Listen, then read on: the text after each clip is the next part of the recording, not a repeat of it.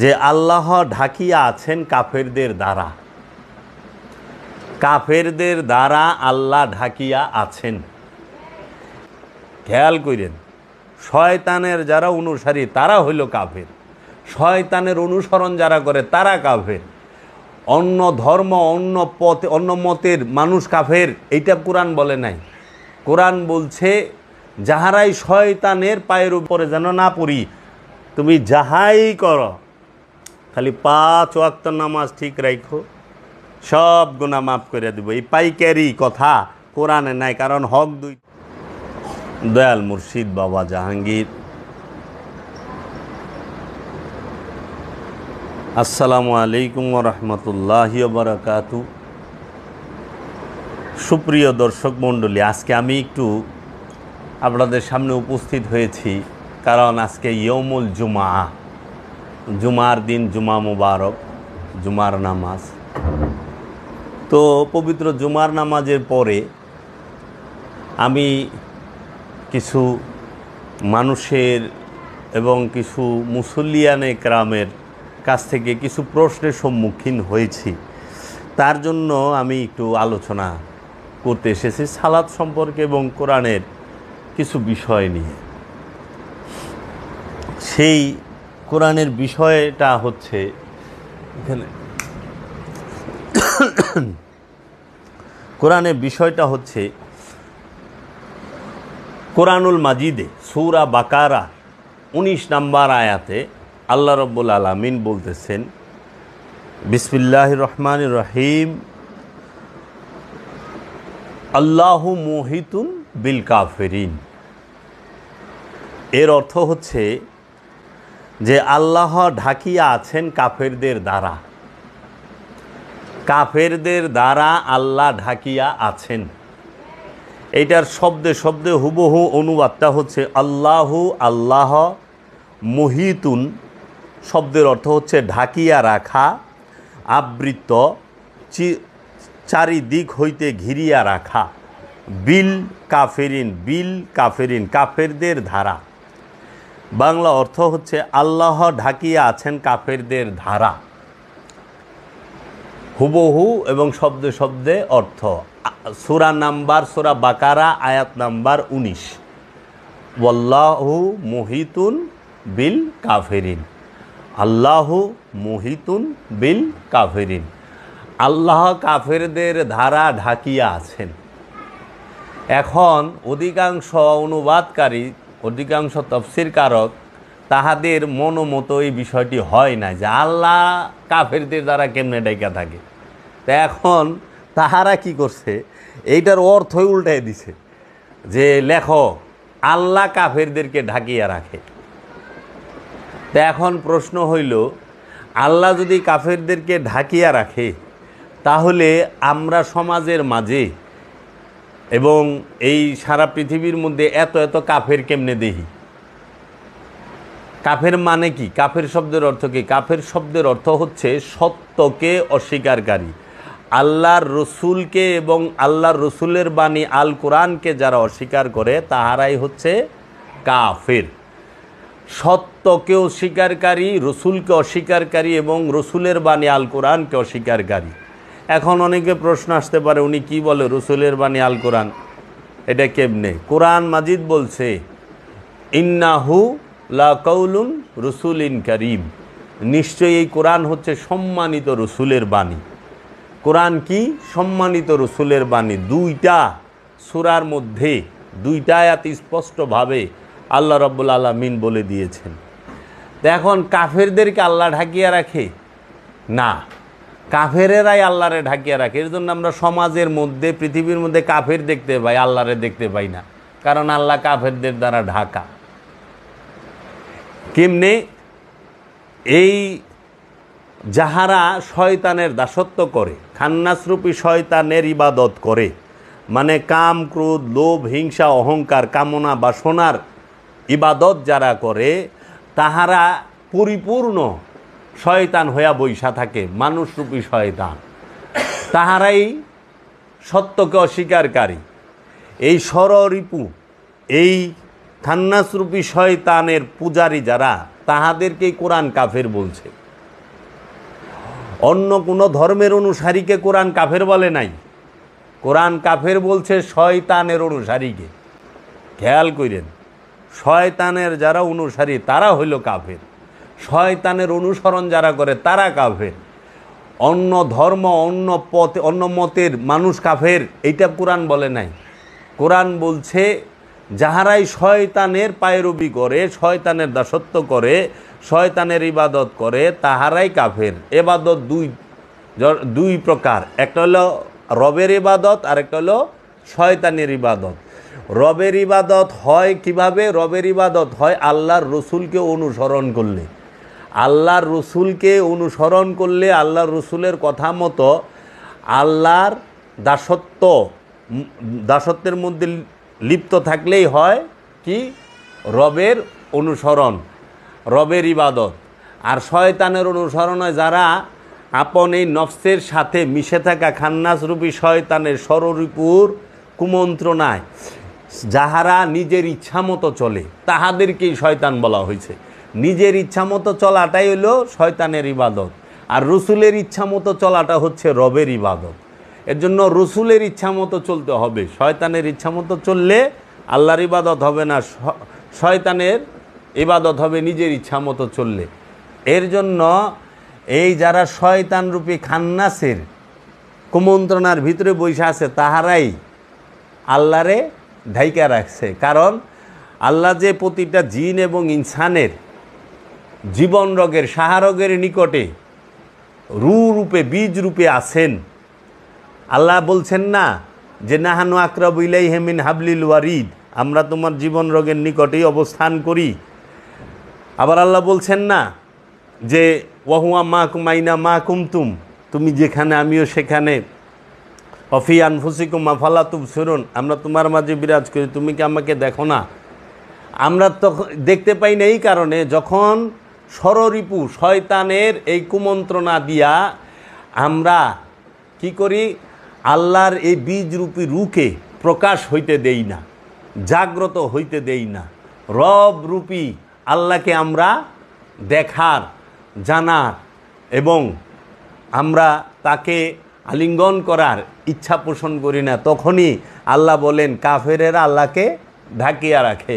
আল্লাহু মুহিতুন বিল কাফিরিন, আল্লাহ কাফেরদের দ্বারা ঢাকা। জগতে কাফের একমাত্রই হচ্ছে ইবলিশ, জগতে কাফের একমাত্র হচ্ছে শয়তান, জগতে কাফের একমাত্র হচ্ছে খান্নাস, জগতে কাফের হচ্ছে মারদুদ। এই ইবলিশ, খান্নাস, মারদুদ, শয়তান ছাড়া আর কেউ কাফের না। আর কেউ আল্লাহকে অস্বীকার করেন, কারণ সমগ্র সৃষ্টি রাজ্য আল্লাহর তৌহিদে বসবাস করে, আল্লাহর তৌহিদ রাজ্যে অবস্থান করে, আল্লাহকে সেজদা করে। শুধু এই ইবলিশ, খান্নাস, মারদুদ, শয়তান এই চারটা রূপ নিয়ে যে মানুষটি, যে নফসটি বৈশা আছে সেই আল্লাহকে অস্বীকার করে, সেই আল্লাহর রসুলকে অস্বীকার করে, তাকেই কোরআন কাফের বলছে। কোনো হিন্দু, বৌদ্ধ, ইহুদি, খ্রিস্টানকে কোরআন কাফের বলে নাই। কাফের বলছে শয়তানের পূজারী রে। ঠিক আছে? এখন আহেন আমাদের সমাজে এক শ্রেণীর আলেম, আমি যে বিষয়টা নিয়ে আলোচনা করতে চাই, আপনারা বাবা জাহাঙ্গীরের এই কোরআনটা পড়বে, দেখবেন অসাধারণ শব্দে শব্দে। এখন আমি যদি আপনাদেরকে, আমি যে বিষয়টা নিয়ে কথা বলতে চাচ্ছিলাম, যে আমাদের সমাজে এক শ্রেণীর আলেম, তারা ওয়াজ নসিহত এবং কথাবার্তায় তারা বিভিন্ন প্রশ্নের সম্মুখীন হলে একটি কথা উচ্চারণ করেন, বলেন, সেটি হলো যে সলাত, সলাত মানে হচ্ছে আমরা যেটাকে নামাজ বুঝি, আরবিতে সলাত, ফার্সিতে নামাজ, বাংলা হলো সংযোগ, যোগাযোগ, প্রচেষ্টা। রসুলের সাথে সংযোগ, যোগাযোগ, প্রচেষ্টাকেই ফার্সিতে নামাজ বলা হয়, আরবিতে সলাত বলা হয়, ইংরেজিতে প্রেয়ার বলা হয়। তো এখন এই নামাজ সম্পর্কে যখন কথা বলতে যায় তখন এক শ্রেণীর মৌলবী সাহেবরা তাহারা বইলা থাকেন, দেখেন ওয়াজে, যে আপনি যা কিছু করেন, আপনি যত প্রকার গুনাহ করছেন, আপনি সুদ খান, ঘুষ খান, জুলুম করেন, আত্মসাৎ করেন, আপনি জিনা করেন, আপনি আকাম কুকাম যা করেন, আপনি নিরাশ হবেন না। আপনি শুধু 5 ওয়াক্ত নামাজ ঠিক মতো পড়বেন, আল্লাহ আপনাকে মাফ করে দেবে। আমি সেই দিনও এক মৌলানা সাহেবের ওয়াজ শুনলাম ইউটিউবে, এখন তারা খুব ভাইরাল বক্তা, বড় বড় কইতাছে যে ওনারে প্রশ্ন করছে, হুজুর আমি তো জিনা করি, আমি জিনা করে ফেলাইছি একজনের সাথে, হ্যাঁ আমি 5 ওয়াক্ত নামাজও পড়ি, আল্লাহ কি আমাকে মাফ করে দিবেন? তখন সে উত্তরে বললেন, ভাই জিনা করছেন এটা তো গুনাহ হয়েছে, জিনা করলে গুনাহ হয়, যাই হোক আপনি নামাজ পড়েন, যদি 5 ওয়াক্ত ঠিক মতো নামাজ পড়েন আল্লাহ আপনাকে মাফ করে দিবে। এই যে মোম পালিশের একটা বুঝ দিয়া দিল, এটা হলো মোম পালিশ বুঝ। হ্যাঁ, এই মোম পালিশ বুঝ যারা দিল, যে মৌলবি দিল, একই মানুষকে এবং সমাজকে এবং মুসল্লিয়ানে কেরামকে বিভ্রান্ত করছে না? কারণ জেনা যে করছে, সে জেনা করছে ব্যক্তির সাথে, বান্দার সাথে। তো বান্দার সাথে জেনা করলে সেইটা হইল বান্দার হকে গেল, এটা আল্লাহর হকে না।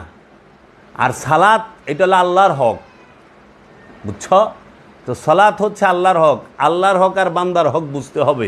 আল্লাহর হক কি? সালাত, সিয়াম, হজ, জাকাত, কুরবানি। এই তুমি সালাত, সিয়াম, হজ, জাকাত, কুরবানি যদি না করছো জীবনে, আল্লাহ রব্বুল আলামিন এত দয়ালু, রহমানুর রহিম, গফুরুর রহিম, আল্লাহ রব্বুল আলামিনের দরবারে হাত তুইলা ফরিয়াদ করলা, চোখের পানি ছেড়ে দিলে আল্লাহ মাফ করে দিব। কিন্তু বান্দার হকের বেলায় আল্লাহ মাফ করার আইনই রাখে নাই। কেন? বান্দার হক কি? যেরকম আত্মসাৎ করা, কারো সম্পদ জোর করে আত্মসাৎ, এটা হলো বান্দার হক। জেনা বান্দার হক, জেনা করছো বান্দার সাথে, ঋণ হইছ, টাকা নিছ বান্দার কাছ থেকে, এটা বান্দার হক, বান্দার সাথে মিটাইতে হবে। তুমি একজনের সম্পদ মাইরা খাইছ, এটা বান্দার হক। সুদ খাইতেছ বান্দার সাথে, আল্লাহর সাথে তার কেউ সুদ খায় না, খায়। ঘুষ খাইছ বান্দার কাছ থেকে, আল্লাহর কাছ থেকে কেউ ঘুষ খায় না, বান্দার কাছ থেকে ঘুষ খাইছ। তো ঘুষ খাওয়ার যে অপরাধ, এটা বান্দার থেকে মাফ করতে হবে। আল্লাহ এই আইনই করে দিছে, সুন্নাতুল্লাহ লা তাবদীল, আল্লাহর আইনের কোনো পরিবর্তন হয় না, আল্লাহর আইনের কোনো পরিবর্তন হবে না, আল্লাহর বিধানের কোনো পরিবর্তন নাই। তাইলে আল্লাহ বান্দার হক সেইখানে যাইয়া ধরব। এর জন্য আমার দয়াল মুর্শিদ বাবা জাহাঙ্গীর কেবলাও কাবা বলেছেন, বাবা রে, আল্লাহর হকে আদায় না করার কারণে কোনো ব্যক্তি জাহান্নামে যাইব না। 99.5% মানুষ, মানে 99.5% মানুষ জাহান্নামে যাইব হইল বান্দার হক নষ্ট করার কারণে। তুমি যা ধরা খাইবা হইল বান্দার হকে, কারণ বান্দার হক আল্লাহ মাফ করার বিধানই রাখে নাই। যদি বান্দা মাফ করে দেয় বান্দার হকের বিষয়, তাহলে আল্লাহ মাফ করব।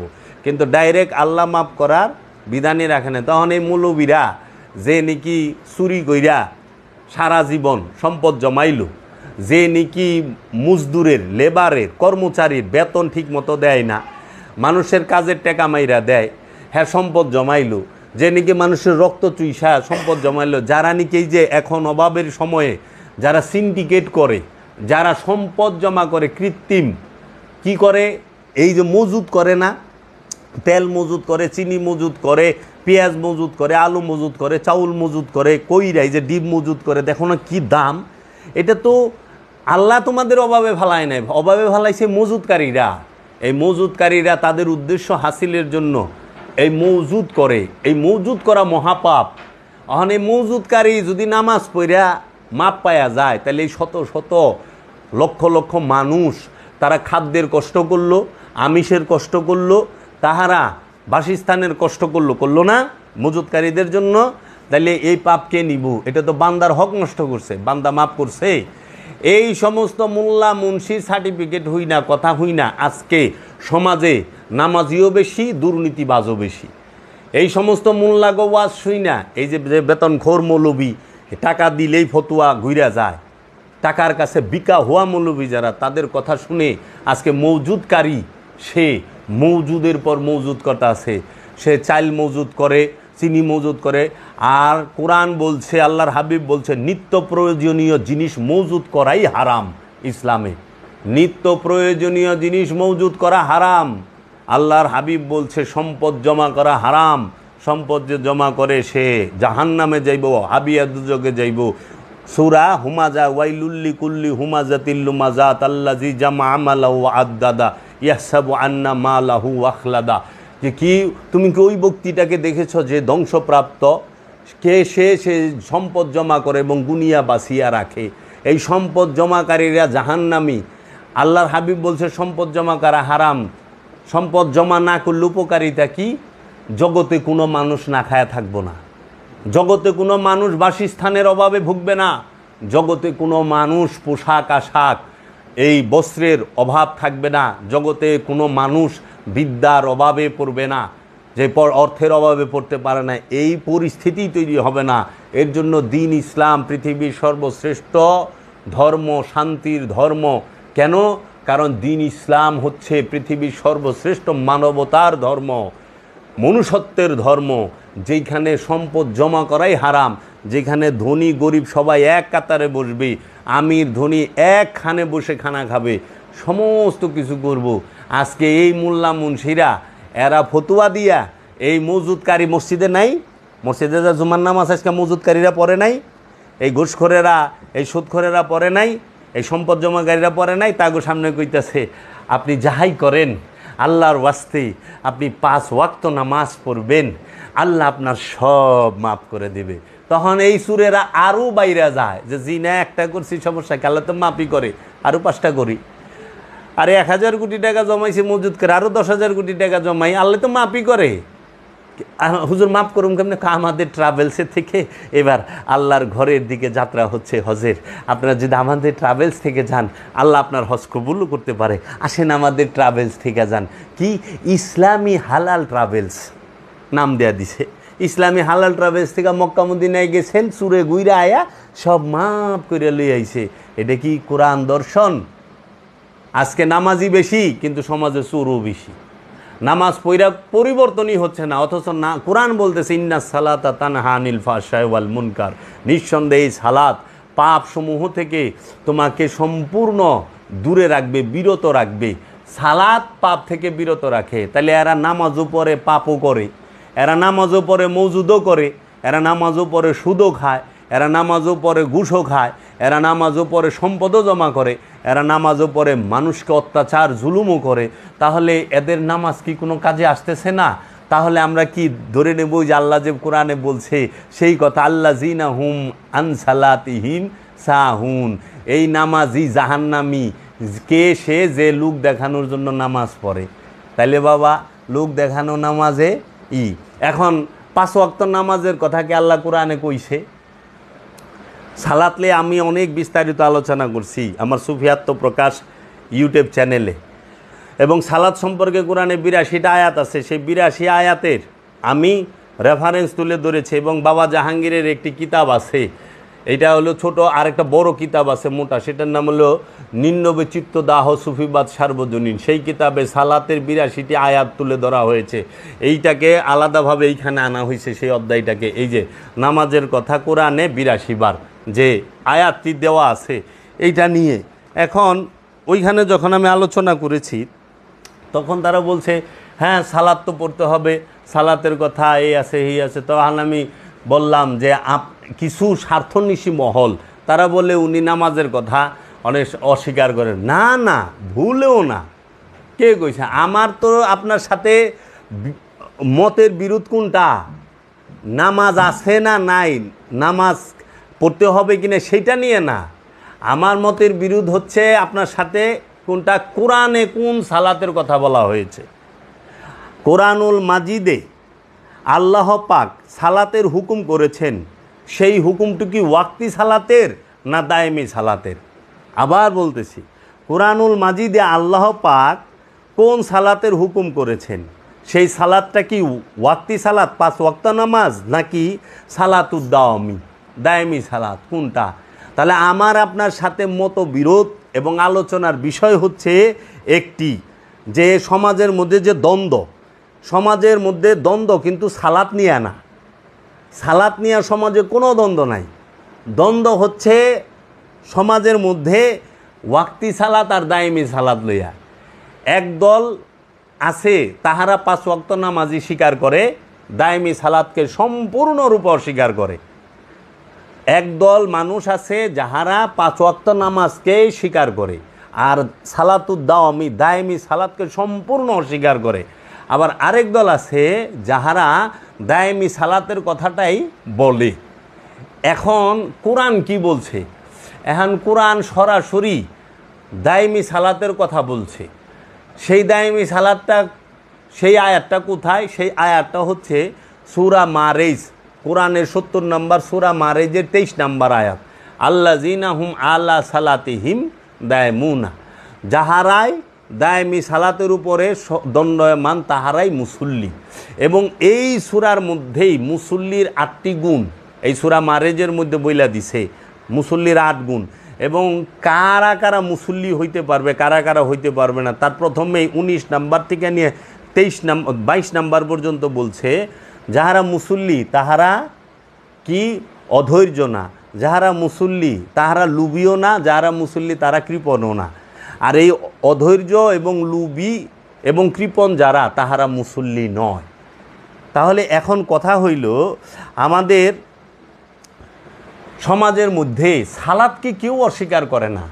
আমিও কখনো সালাদকে সালাদ ফরজ, সালাদ অবশ্যই করতে হবে। সালাদ ছাড়া আত্মশুদ্ধি হয় না, সালাদ ছাড়া দিল জিন্দা হয় না, সালাদ ছাড়া খান্নাস মুক্ত হওয়া যায় না। দায়েমি সালাদ ছাড়া, দায়েমি সালাদ ছাড়া আত্মশুদ্ধি হওয়া সম্ভব না, দায়েমি সালাদ ছাড়া দিল জিন্দা করা সম্ভব না, দায়েমি সালাদ ছাড়া নিজের নফসকে চেনা সম্ভব না, দায়েমি সালাত ছাড়া খান্নাসরূপী শয়তান হতে নফসকে পবিত্র করা সম্ভব না, মুক্ত করা সম্ভব না, দায়েমি সালাত ছাড়া মেরাজ হওয়া সম্ভব না, দায়েমি সালাত ছাড়া রবের দিদার সম্ভব নয়, দায়েমি সালাত ছাড়া রবের দরবারে ফরিয়াদ কবুল করানো সম্ভব নয়, দায়েমি সালাত ছাড়া ফানা ফিল্লায় পৌঁছানো সম্ভব না। বাঁকা বিল্লায় পৌঁছাইতে হলে দায়েমি সালাত লাগবে। দায়েমি সালাতের কোনো বিকল্প নাই। দায়েমি সালাত সর্বক্ষণ রবের সাথে এবং রসুলের সাথে সংযোগ যোগাযোগ প্রচেষ্টাকেই বলা হয় দায়েমি সালাত। এই দায়েমি সালাত করতেই হবে, করতেই হবে, করতেই হবে। এর জন্য বলছে কোরআন সূরা বনী ইসরাইলের 1 নম্বর আয়াতে, যে এই সূরা বনী ইসরাইলের 78 নম্বর আয়াতে কি বলতাছে, যে ওয়াকিমুস সালাতা লিদুলিকিশ শামসি ইলা গাসাকিল লাইল ওয়া কুরআন আল ফজরে ইন্না কুরআন আল ফজরে কানা মাশহুদা। ওয়াকিমুস সালাত, সালাত কায়েম করো, লিদুলিকিশ শামসে, লিদুলিকিশ শামসে সূর্য যখন ঢলিয়া যায়, ইলা দিকে গাসাকিল অন্ধকারের লাইলে মানে রাতের, রাতের অন্ধকারের দিকে যখন সূর্য ঢলিয়া যায় এর পূর্বেই সালাত কায়েম করো। ওয়া কুরআন আল ফজরে, ওয়া এবং কুরআন আল ফজরে, কুরআন শব্দের অর্থ কোরআন, ফজর শব্দের অর্থ ভোর। ওয়া কুরআন আল ফজরে, ভোরের কোরআন, ইন্না কুরআন আল ফজরে, নিশ্চয়ই ভোরের কোরআন, কানা মাশহুদা হয় প্রমাণিত। ভোরের কোরআন রে এরা ফজরের নামাজ বানায় দিছে। কোরআনের বাংলা অর্থ করছে নামাজ, ভেজাল অর্থই করছে ভুল, ভেজাল অর্থ করছে। এরা ফজরের অর্থ করে, ভোর করে নাই, ফজরের নামাজ বানায় থুয়া দিছে। এরা আকিমুস সালাত শব্দটা আছে এখানে একবার, এরা এইটারে 5 ওয়াক্ত নামাজের দলিল দিছে। তাহলে এই যে 2 নাম্বারই কইরা সহজ সরল মুসলমান রে বিপদে ভালাইছে এরা। তারপরে এরকম 5 ওয়াক্ত নামাজের দলিল দেয় সূরা নূরের থেকে, সূরা হুদের থেকে, এরকম হুবহু অর্থই নাই। তো 5 ওয়াক্ত নামাজের কথা সরাসরি কোনো একটা কোরআনের আয়াতের মধ্যে স্পষ্টভাবে সালাতুল ফজর, সালাতুল জোহর, সালাতুল আসর, সালাতুল মাগরিব, সালাতুল এশা সরাসরি বলা হয় নাই। এমনকি সূরা বনী ইসরাইলের 79 নম্বর আয়াতে যে বলা হয়েছে সালাতুল তাহাজ্জতের কথা, ওইখানে সালাত শব্দটাই নাই, শুধু তাহাজ্জত শব্দটা আছে। তাহাজ্জতের আগে সালাত শব্দটাই নাই, অথচ তাহাজ্জতেরও নামাজ বানায়। তাহাজ্জত শব্দের অর্থ হলো সাধন প্রচেষ্টা, সংযোগ যোগাযোগ প্রচেষ্টা। গভীর রজনীতে নিদ্রা না যায়া রবের সাথে, রসুলের সাথে দায়েমি সালাতের মাধ্যমে সংযোগ যোগাযোগ প্রচেষ্টাকেই বলা হয় তাহাজ্জুদ। এই তাহাজ্জুদ করো, এই তাহাজ্জুদের মাধ্যমে খুব দ্রুত রবের সাথে, রসুলের সাথে সংযোগ যোগাযোগ হবে। এখন আমাদের সমাজে এই সালাতের বিষয় নিয়ে মানে এরা কেন দায়েমি সালাতের কথা বলে না, ওয়াক্তি সালাতের কথা বলে মৌলবী সাহেবরা। আবার কিছু কিছু গোলাপি পীর সাহেব আছে, এরা নিজেরাও দায়েমি সালাতের কথা না, এরাও ওয়াক্তি সালাত পড়ে। এখন পীর সাহেবও কয় না না না এটা আচ্ছা, কোরআন বলতেছে দায়মি সালাতের কথা স্পষ্ট, কোরআন মুসল্লির গুণ বলতেছে 8টা, কোরআন ইমামের গুণ বলতেছে 6টা, মুমিনের গুণ বলতেছে 6টা। আল কোরআন এবং দায়মি সালাতের প্রয়োগ পদ্ধতি স্পষ্ট কোরআনে দিয়ে দিছে, ওয়াক্তি সালাতের প্রয়োগ পদ্ধতি কোরআনে নাই। এই যে রুকু সেজদার বিষয় স্পষ্ট কোরআনে নাই। এই যে দায়মি সালাতের বিষয়টা আল্লাহ নিজে বলতেছে, তুমি সালাতে দাঁড়াও প্রথমে জোড়ায় জোড়ায় তারপরে একা একা, তুমি আল্লাহর জন্য দাঁড়াও প্রথমে জোড়ায় জোড়ায় তারপরে একা একা। আল কোরআন তারপরে কইতেছে তুমি রুকু করো রুকুকারীর সাথে, প্রথমে জোড়ায় জোড়ায় তারপরে একা একা। আবার আল্লাহ বলতেছে তুমি সেজদা করো সেজদাকারীর সাথে, প্রথমে জোড়ায় জোড়ায় তারপরে একা একা। তাহলে দায়মি সালাতের প্রথমে জোড়া এবং একা এই দুইটা শব্দ উচ্চারণ করছে। রুকুর বেলায়ও জোড়ায় জোড়ায় একা একা, সেজদার বেলায়ও জোড়ায় জোড়ায় একা একা। তাহলে তুমি রুকু করো রুকুকারীর সাথে। তাই রুকুকারী কে? রুকুকারী হচ্ছে আল্লাহর রসুল, একজন মুমিন ব্যক্তি। এই রুকুকারীর কাছ থেকে যাই তোমার রুকু শিখতে হবে। রুকু মানে অর্ধযুগে যাওয়া না, রুকু মানেই হচ্ছে তোমার মন প্রাণকে রসুল এবং রবের হুকুমের দিকে পরিপূর্ণরূপে ঝুঁকানো, পরিপূর্ণরূপে মেনে নেওয়া প্রচেষ্টাকে রুকু বলা হয়। রসুল এবং রবের হুকুমকে পরিপূর্ণরূপে মেনে নেওয়ার প্রচেষ্টাকে, মানে ওই দিকে ঝুঁকে যাওয়ার কেই রুকু বলা হয়। আর এইটা তুমি রুকুকারী ছাড়া বুঝবা না তো যে রুকু কারে কয়। যেরকম আমরা ইমাম সাহেব কি করে, অর্ধযুগে না রুকু করে না, আমরা তারে দেখে মুসল্লিরা রুকু করে। তারপরে সেজদা কি? সেজদা শব্দের অর্থ হলো আত্মসমর্পণ, নিজ সত্তাকে নিজের ইচ্ছাকে পরম সত্তার কাছে, রব্বুল আলামিনের কাছে, রসুলের কাছে সম্পূর্ণরূপে বিলীন করে দেওয়া, উৎসর্গ করে দেওয়া, ফানা করে দেওয়ার নাম হইল সেজদা। সেজদা কি? নিজের ইচ্ছাকে আল্লাহর ইচ্ছার কাছে উৎসর্গ করার নামই সেজদা। আল্লাহর ইচ্ছা কাছে সম্পূর্ণ কুরবানি করার নামই সেজদা। আল্লাহ যা বলছে সেটা করা, আল্লাহ যা নিষেধ করছে সেটা না করা, রসুল যা বলছে সেটা করা, রসুল যেটা নিষেধ করছে সেটা না করা। এর জন্য রুকু এবং সেজদা তুমি আগে বুঝো। এখন আল্লাহ কইছে তুমি সলাৎ করো, সলাৎ করতেছ, আল্লাহ কইছে সেজদা করো, মাথা নত করছে। আবার আল্লাহই কইছে মিছা কথা কই না, বক্কর বক্কর মিছা কথা কইতেছ। আল্লাহ কইছে সুদ খায় না, ঠেইলা সুদ খাইতেছ। আল্লাহ কইছে মানুষের সম্পদ মাইরা খায় না, সেইলা সম্পদ মাইরা খাইতেছ। আল্লাহ কইছে জিনা করো না, জিনা করতেছ, আবার তুমি নামাজও পড়তেছ। তাহলে তুমি কি আল্লাহর হুকুম মানলা? আল্লাহর ইচ্ছার কাছে নিজের ইচ্ছাকে ফানা করছ? তুমি কি আল্লাহর মধ্যে সেজদা করছ? আল্লাহ কইছে তুমি আমার মধ্যে সেজদা করো। আল্লাহতে সেজদা করতে কইছে, মানে আমরা আল্লাহতে সেজদা থেকে আমরা মাটিতে পাটিতে জায়নামাজে সেজদা শুরু করে দিছি। মাটিতে পাটিতে জায়নামাজে তো সেজদার হুকুম নাই। আল্লাহ কইছে আমাতে সেজদা করো। আল্লাহতে সেজদা করার মানেই হচ্ছে আল্লাহর সমস্ত আদেশ নির্দেশ হুকুম আহকামকে সম্পূর্ণরূপে নিজের জীবনে প্রকাশ ঘটানো, নিজের জীবনের মধ্যে তফসির করা। এই জন্য বাবা জাহাঙ্গীর বলছে কোরআনকে কখনো কাগজ আর কালিতে তফসির করো না, কোরআনকে তফসির করো নিজের নফসের উপরে, নিজের জীবনের উপরে। কোরআন তফসির করতে হয় নিজের জীবনের উপরে, নিজের নফসের উপরে। এর জন্য তোমরা যে সালাত করো, এই সালাত কেন মৌলবীরা খালি 5 ওয়াক্তের কথা? কারণ 5 ওয়াক্তের নামাজ পড়লে একজন মুয়াজ্জিন সাহেব লাগবে আজান দিতে 5 বার, এবং একজন ইমাম সাহেব লাগবে 5 ওয়াক্তের নামাজ পড়াইতে। হ্যাঁ, একজন কোরআনে হাফেজ লাগবো অথবা মাওলানা লাগবো, মুন্সি লাগবো। এর লেগে হেরা হ্যাগোর লেগে হ্যাগোটা ওখানে যদি কও দায়মি সালাতের কথা, দায়মি সালাত করতে মসজিদও লাগে না, মৌলবীও লাগে না, লাগে কি ওলিয়ে কামেল। ওলিয়ে কামেল ছাড়া দায়মি সালাত হবে না। ওলিয়ে কামেলের কাছে মুরিদ হইয়া দায়মি সালাত করতে হবে। আল্লাহর কামেল অলির কাছে বায়াত গ্রহণ করে, অথবা আল্লাহর কামেল অলির সনদপ্রাপ্ত খলিফার কাছে বায়াত গ্রহণ করে দায়মি সালাত করতে হবে। এখন আল্লাহর অলিরে এর লেগা এই সমস্ত ভণ্ড কয় মৌলবীরা কেন? কারণ ওনারে খারাপ না বানাইলে তো হেরা ভালো হয়ে পারে না। আল্লাহর অলিকে যদি খারাপ না বানায় পারে তাহলে মোল্লা তো ভালো হয়ে পারে না। এলে মোল্লা দেখায় কি আমি বলে উছিলা ধরবেন না, উছিলা যাওয়া শিরিক বেদাত। হ্যাঁ, ওই ওনাদের অলির দরবারে যাইবেন না, এগুলা না যায় হারাম, আল্লাহর কাছে চাইবেন। এখন কথা আহে এহেনে যে উনি যে কথা কইল উনিও তো পীর হয়ে বইছে, উনি পীর হয়ে বইছে না। যদি আল্লাহর কাছে সরাসরি চাই তাহলে আপনার কাছে ওয়াজ শুনুন কে? আল্লাহ আমাকে ফেরেশতা দিয়ে ওয়াজ করাইব, অথবা আল্লাহ নিজে ওয়াজ করে শুনাইব না? মানে মৌলবী সাহেব তো মসজিদে উঠাছি আল্লে হ্যাঁ আমাকে সামনে পীর হয়ে বইছে, হ্যার হুকুম মতো চলন লাগবো, হ্যার কথা মানতে হইব, হ্যাঁ ওয়াজ করবো 3 ঘন্টা সামনে বয়ে থাকান লাগবো। তাহলে হ্যাঁ অঘোষিত পীর।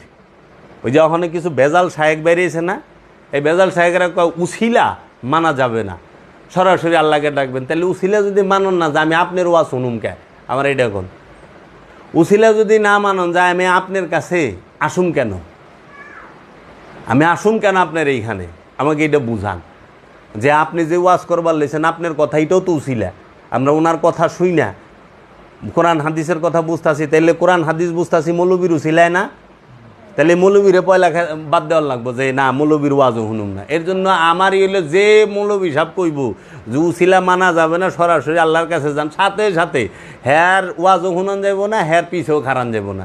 কারণ নামাজ পড়বার গেলে ইমামের উসিলা লাগে, ইমাম সাহেবকে আগে আল্লাহু আকবার, তারপরে মুসল্লিকে আল্লাহু আকবার। কে ইমামের সাথে কইবেন আল্লাহু আকবার, কিংবা ইমামের আগে কইবেন, উসিলা মানবার যাবেন কি আপনি? ইমামও তো নামাজের মধ্যে উসিলা খাড়ায় রয়েছে, মুসল্লির উসিলা দুইটা হয়ে যায়, একটা হলো সামনে ইমাম বেহাজাল ইমাম, আর তার আগে হইলো কাবা। তাহলে দুইটা উসিলা মুসল্লির লেগে, একটা হলো ইমাম আর একটা হলো কাবা, আর ইমামের উসিলা হলে একটা রবকে সেজদা করা, সেটা হলো কাবা। আপনারা করলে কুরু কুরু, আমরা করলে মাকরু। হ্যাঁ, আল জুনজুনা তুল নাই গুনা, জুনা খাইলে গুনা নাই, আরবিতে কুয়ে দেয়।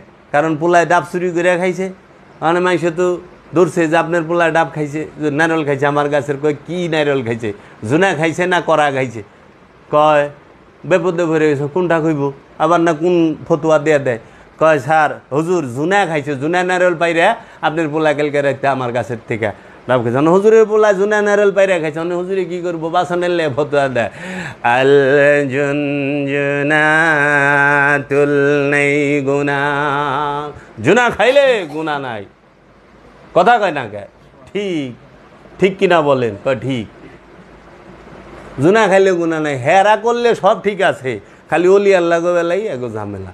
এর জন্য দায়মি সালাত করতে হবে, দায়মি সালাতের বিকল্প নাই। তাই সমাজের মধ্যে দ্বন্দ্ব হচ্ছে কিসের? দ্বন্দ্ব হইলে একটার, সেইটা হইল কি যে ওয়াক্তি সালাত না দায়মি সালাত। কোরআনে কোন সালাতের কথা আছে?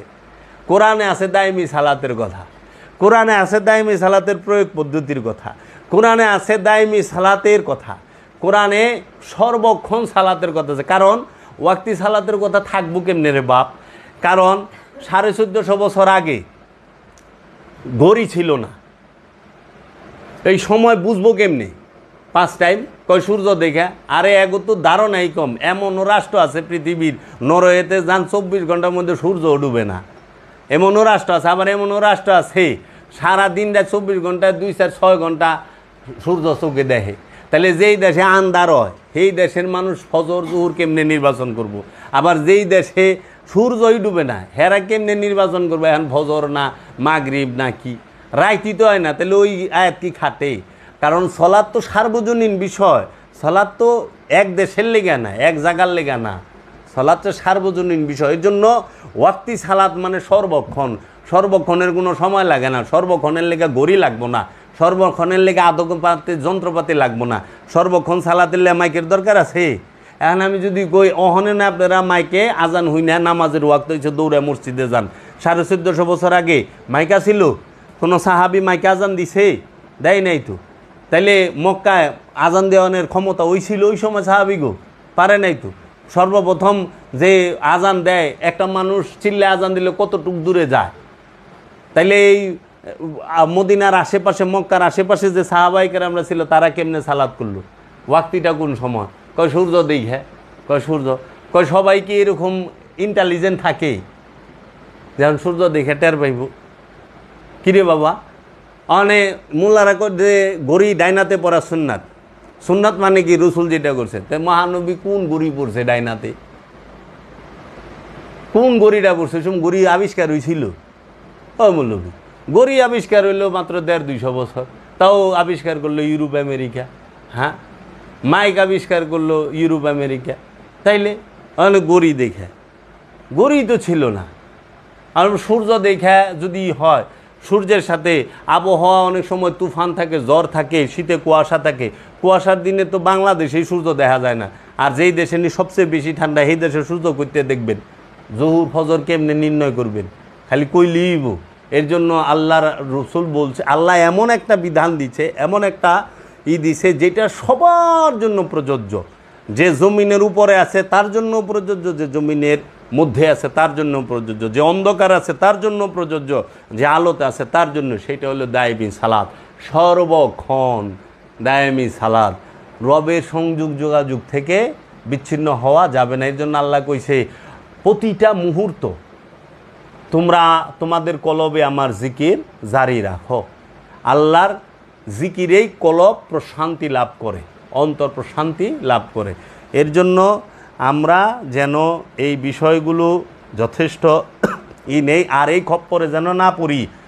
তুমি যাহাই করো, খালি 5 ওয়াক্ত নামাজ ঠিক রাখো, সব গুনাহ মাফ করে দেব। এই পাইকারি কথা কোরআনে নাই, কারণ হক দুইটা, বান্দার হক, আল্লাহর হক।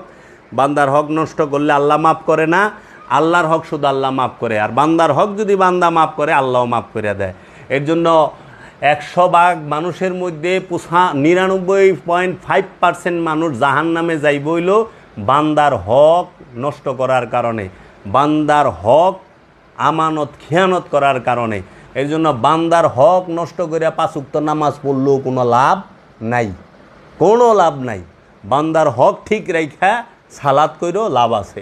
এর জন্য আমি আলেম সমাজের প্রতি আহ্বান রাখুম, আপনারা সত্যকে মিথ্যার সাথে মিশ্রণ করিয়েন না, আপনারা সত্যরে ঢাইকা রাখেন না। সূরা বাকারার 42 নম্বর আয়াত। কেন? বান্দার হকের ওয়াজ বান্দার হকেরটাও কইরেন, আল্লাহর হকেরটাও আল্লাহর হকের বেলায় কইরেন। সালাত পইরা সালাত জান্নাতের জন্য না, সালাত পইরা জান্নাতে যাইবে এই দলিল সারা কোরআনে কোথাও নাই। সালাত হচ্ছে পবিত্রতা অর্জনের জন্য। সালাত করে কলবকে পবিত্র করতে হয়, সালাতের মাধ্যমে নফসকে পবিত্র করতে হয়, সালাতের মাধ্যমে অন্তরকে কলবকে পবিত্র করতে হয়। খান্নাস মুক্ত করার মহা ফর্মুলা, মহা ঔষধি হচ্ছে সালাত। সেটা দায়েমি সালাতের দ্বারা নিজের নফসকে পবিত্র করতে হয়। পবিত্র হইলে সেই পবিত্র নফসই হয় নফসে মুতমাইন্না। সেই পবিত্র নফসকেই আল্লাহ ডাইকা বলে, ইয়া আইয়াতুহান নাফসে মুতমাইন্না ইরজিই ইলা রাব্বিকা রাদিয়াতাম মারদিয়া ফাদখুলি ফি ইবাদি ওয়াদখুলি জান্নাতি। তুমি আমার জান্নাতে প্রবেশ। তাহলে জান্নাতে যাইব নফসে মুতমাইন্না। 5 ওয়াক্ত নামাজে জান্নাতে যাইব, সারা কোরআনে কোনো হানে নাই। 50,000 বছর নামাজ পড়লে জান্নাতে যাইব, সারা কোরআন হাদিসে কোথাও নাই। কারণ নামাজ এজিদও পড়ছে, নামাজ মীর জাফরও পড়ছে, নামাজ মীর কাসিমে পড়ছে, নামাজ মীর সাদিকেও পড়ছে, নামাজ এইরকম বহুত পড়নেওয়ালা আছে, জুলখাইশও নামাজ পড়ছে। কিন্তু আল্লাহর হাবিব কইছে এইরকমভাবে ধর্ম থেকে বাইরে যাব যেরকম ধনুক থেকে তীর বাইরে যায়। মুনাফিকরাও নামাজ পড়ে, কোরআনটা একটু খুইলা দেখেন। এইখানেই রাখলাম, আমি আবার আসবো কিছু আলোচনা নিয়ে। যারা বাবা জাহাঙ্গীরের কিতাব পড়বেন, এই সালাত সম্পর্কে কিতাবটি আছে, এটি পড়বেন। এবং বাবা জাহাঙ্গীর একটি কিতাব আছে ফকিরের গোপনের গোপন কথা, এই কিতাবগুলো পড়বেন। এবং বাবা জাহাঙ্গীরের শব্দে শব্দে কোরআনের অনুবাদ হুবহু 15 পারা, এটিও পড়বেন। আসেন, আমরা সত্য চাই, সাইনবোর্ড চাই না। বাবা জাহাঙ্গীর বলছে আমি সত্য চাই, সাইনবোর্ড চাই না। পীর বড় নয়, সত্য পাওয়া বড়। পীর বড় নয়, সত্য পাওয়া বড়। আমি নিজেকে চিনতে চাই, নিজেকে জানতে চাই। আমার মূল লক্ষ্য এবং উদ্দেশ্যই হবে আত্মপরিচয়, আত্মশুদ্ধি, আত্মবোধি। নিজেকে চেনা, নিজেকে জানা, নিজেকে উপলব্ধি করা। আমি যদি পবিত্র হইতে পারি, আমার জন্য সব জায়গা পবিত্র। আমি যদি নাপাক থাকি, আমার জন্য সব জায়গায় নাপাক। এর জন্য আমার হৃদয়টা যদি জাহান্নাম হয়ে থাকে, আমি যেহেনে যা মোহনেই জাহান্নাম আমার লগে লগে যাইব। আর আমার হৃদয়টা যদি জান্নাত হয়ে থাকে, অন্তকলবটা যদি জান্নাত হয়ে থাকে, তাহলে আমি যেহেনে যাবো জান্নাত আমার লগে লগেই থাকবো। এর জন্য জান্নাত জান্নাতের লোভ আর জাহান্নামের ভয়ে যেন আমরা ইবাদত না করি। আমরা আল্লাহর মহব্বতে, আল্লাহর রসুলের মহব্বতে যেন ইবাদত বন্দিগি করি, আত্মপরিচয়ের জন্য, আত্মশুদ্ধির জন্য। আসসালামু আলাইকুম ওয়া রাহমাতুল্লাহি ওয়া বারাকাতুহু। দয়াল বাবা জানকে কোরআনে আয়াত আছে 14টা। এখন সেজদা কারে কয়? সেজদা লইয়াই সবচেয়ে বড় বিভ্রান্তি। আমরা যারা নাকি পীর অলির মুরিদ দরবারে যাই, পীর ফকিরের এখানে যাই, যারা আসলেই সুফি, কিংবা মাজারে যাই, মাজারে যায় যখন আমরা সেজদা দিই, মানে মাথা নত করি, সেজদা দেই না, মাথাটা নত করি, মানে সেজদা দেই, পীরের পায়ে সেজদা দিই, তখন সবার একটা প্রশ্ন, এরা ভণ্ড, এরা শিরিক করে, এরা মুশরিক, এরা আল্লাহর কাছে আল্লাহর সাথে শরিক করছে। কেন মুশরিক হইলাম, ভণ্ড হইলাম? তার কারণ কি? একটাই, তারা মানুষকে সেজদা করে। খুব পয়েন্ট খেয়াল করবা, তাহারা মানুষকে সেজদা করে, 1 নাম্বার পয়েন্ট। তাহারা মুশরিক, তারা কাফের। এখন কথা হইল যে সেজদা কাকে বলে, সেজদা কয় প্রকার? সেজদার কোনো প্রকার নাই, সেজদা এক প্রকার। যেটা সেজদা, সেজদা এক প্রকার, সেজদার কোনো প্রকারই নেই। আর যেটার প্রকার আছে সেটা হলো আনুষ্ঠানিকতা। যে অনুষ্ঠান কত প্রকার, আনুষ্ঠানিক সেজদা কত প্রকার। এর লেগে আমরা যদি বোঝার জন্য বলি, তাহলে প্রকার ভেদে সেজদা আনুষ্ঠানিকতা হলো 2 প্রকার। একটা হইল যে এবাদতের সেজদা, আরেকটা হইল তাজিমের সেজদা, সম্মানের সেজদা। কিন্তু মূলত সেজদা একই প্রকার, সেজদার কোনো প্রকার ভেদি নেই। সেজদা কাকে বলে? নিজের ইচ্ছাটাকে, আমি একদম সহজভাবে ইটা বলতেছি, উলঙ্গভাবে, নিজের ইচ্ছাটাকে আল্লাহর ইচ্ছার মধ্যে, রবের ইচ্ছার মধ্যে সম্পূর্ণরূপে বিলীন করে দেওয়া, উৎসর্গ করে দেওয়া, ফানা করে দেওয়ার নামই হলো সেজদা। আমার ইচ্ছা বলতে কোনো ইচ্ছা থাকবে না। যতক্ষণ নিজের ইচ্ছা আছে, আমার নিজের ইচ্ছা আছে, ততক্ষণ সেজদা হয় না। যতক্ষণ পর্যন্ত আমার নিজের ইচ্ছা আছে, আমার বলতে কিছু আছে, ততক্ষণ সেজদা হয় নাই। আমি থাকলে সেজদা হয় না। যতক্ষণ না পর্যন্ত তুমি সমস্ত কিছু তোমার রবের এইখানে না পৌঁছাইতে পারতাছ, ততক্ষণ সেজদা হয় নাই। এখন আমরা সমাজে দেখি যে আমরা যারা 5 ওয়াক্ত নামাজ পড়ি, আমরা মসজিদে যাইয়া নামাজের সময় আমরা নিয়ত বাইন্দা দাঁড়াই, চুপচাপ থাকি। ইমাম সাহেবের সাথে পড়লে, আর একা পড়লে তো সূরা কেরাত পড়ি, চুপচাপ থাকি। রুকু করলাম মানে গুজা হইলাম, অর্ধেক ঝুঁকলাম। আর সেজদা করলাম মানে পুরা ঝুঁকা গেলাম, মানে অষ্টাঙ্গ একখানে করে মাটিতে। এখন সেজদার কথাটা আল্লাহ কোথায় বলল যে কিসের মধ্যে সেজদা দিতে হবে? আমরা কোরআনে পাই উসজুদু লিআদামা, আদমকে সেজদা করেন, সূরা বাকারা 34 নম্বর। হে ফেরেশতারা এবং ফেরেশতাদের সর্দার সবাইকে আল্লাহ বলল উসজুদু লিআদামা ফাসাজাদু, সবাই সেজদা দিল ইল্লা ইবলিস। ইবলিস সেজদা দিল না। এখন কথা আসে যে এই সেজদা কি এই মাথা নত করার সেজদার কথা বলছে আল্লাহ? যদি মাথা নত করার সেজদার কথা বলে, তাহলে ফেরেশতা তো মাথাই নাই। ফেরেশতার হাত পাও আছে, মাথা মুন্ডু আছে? ফেরেশতার হাত পাও নাই, মাথা মুন্ডু নাই। যদি ফেরেশতার হাত পা মাথা মুন্ডু থাকে, তাইলে পরে ফেরেশতার নফস থাকতে হইব। কারণ নফস থাকলেই দেহ থাকবো, প্রাণ থাকলেই দেহ থাকবো। যার মাথা মুন্ডু আছে তার অবশ্যই নফস থাকবো, আর যার নফস আছে তার দেহ থাকবো। তো এখন ফেরেশতার নফসও নাই, রুও নাই।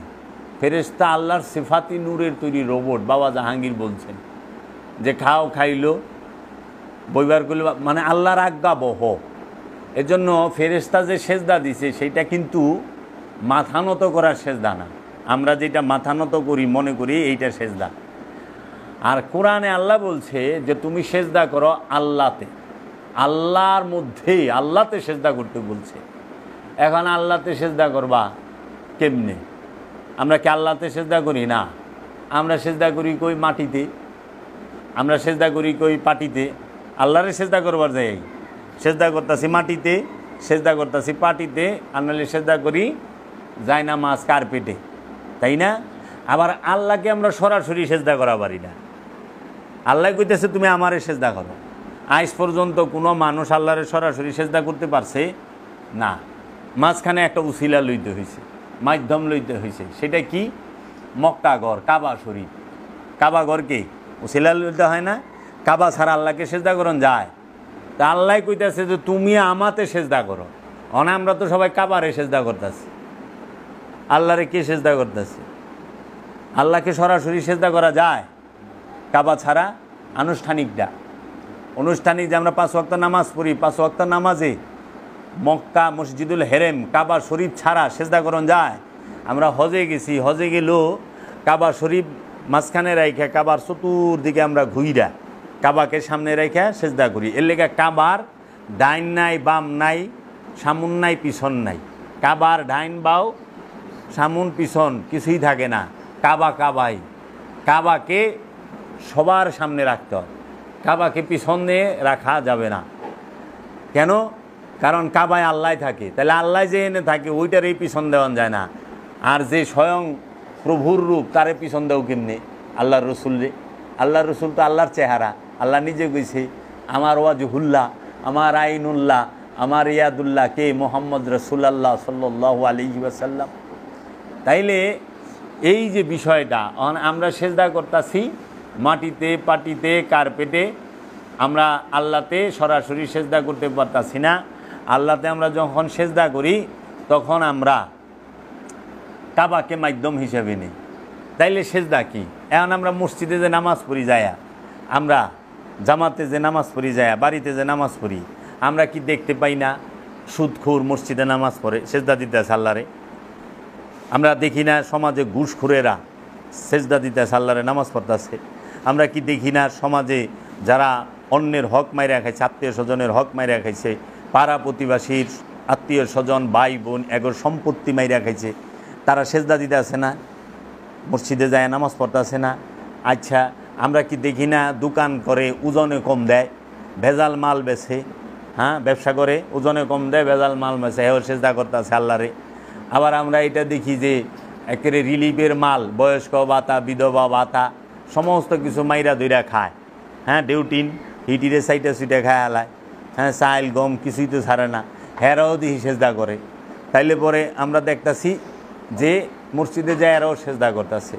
কিন্তু আল্লাহ হুকুম, আল্লাহর যে হুকুম 274 বার যে তোমরা অন্যায় করো না, তোমরা সৃষ্টিরে কষ্ট দিও না, তোমরা কারোর উপরে জুলুম করো না, তোমরা এতিমের হক মাইরা খায়ও না, তোমরা এই এতিমদেরকে কষ্ট দিও না, আত্মীয় স্বজনের সম্পদ মাইরা খায়ও না, কেউ রাত জমিন মাইরা দিলে সাতবক জমিন গলায় ঝুলাই দেওয়া হবে, তোমরা ওজনে কম দিও না। আল কোরআন সূরায় আছে, ওজনে কম দিও না, তোমরা গীবত করো না, তোমরা এই যে মানুষকে অন্যায়ভাবে বিচার করো না, অন্যায় বিচার করো না, জুলুম করো না, যে নিরপরাধ মানুষের শাস্তি দিচ্ছ এটা করো না। এইভাবে অনেক হুকুম আছে। আল্লাহ বলছে তোমরা সুদ খায়ও না, তোমরা ঘুষ খায়ও না, তোমরা অত্যাচার করো না, জুলুম করো না, ব্যভিচার করো না। তাহলে এই যে আল্লাহর হুকুমগুলো, আল্লাহ হুকুম কি? সুদ খায়ও না। আল্লাহর হুকুম কি? সালাত কায়েম করো। সুদ খায়ও না এটাও হুকুম, সালাত করো এটাও হুকুম। সুদ খায়ও না এটাও আমানুরে কইছে ইয়া আইয়ুহাল্লাযিনা আমানু লা তাকিলুর রিবা, তোমরা এই সুদ খায়ও না।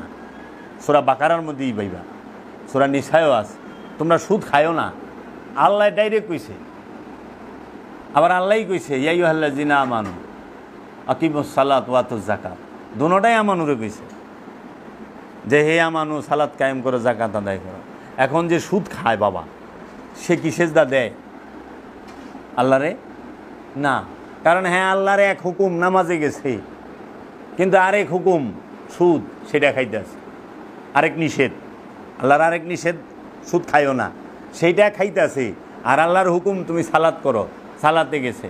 আবার সালাতের মধ্যে দুই প্রকার, একটা আছে আল্লাহকে আত্মশুদ্ধির সালাত, আরেকটা আছে লুকেরে দেখাই সালাত, নামাজ মানুষের জানি দেখে। এই সুদ করে রইলে মানুষকে দেখাবার জন্য নামাজ পড়ে, এরা নামাজ পড়ে না, এরা মানুষকে দেখায় আমি নামাজি। সুদখুর কইও না আমি নামাজও পড়ি। এলে আল্লাহ কইছে আল্লাযিনা হুম আন সালাতিহিম সাহুম, তাহারাই কোথায় হাবিয়া হুতামা দুজকে জ্বলবো, কারা যারা লোক দেখাইবার জন্য সালাত পড়ে। এক নামাজ বেহেশতের চাবি, নামাজ পড়লে জাহান্নামেরও চাবি। নামাজ পড়ে মানুষ বেহেশতেও যাব, নামাজ পড়ে মানুষ জাহান্নামেও যাব। কোন নামাজে বেহেশতে যাইব? যেই নামাজ আত্মশুদ্ধির জন্য, কলবকে পবিত্র করার জন্য, সেই নামাজ পড়ে মানুষ বেহেশতে যাইব। আর যেই নামাজ লোক দেখাবার জন্য, সেই নামাজ পড়ে মানুষ জাহান্নামে যাইব। আল্লাহ কোরআনে কয়ে দিয়েছে আল্লাযিনা হুম আন সালাতিহিম সাহুম। তাহলে এই যে বিষয়, এখন এই যারা মাথা নত করতেছে আল্লাহর কাছে, তাহারা মাথা আল্লাহর কাছে নত করতে পারছে, কিন্তু মনটাকে পারে নাই।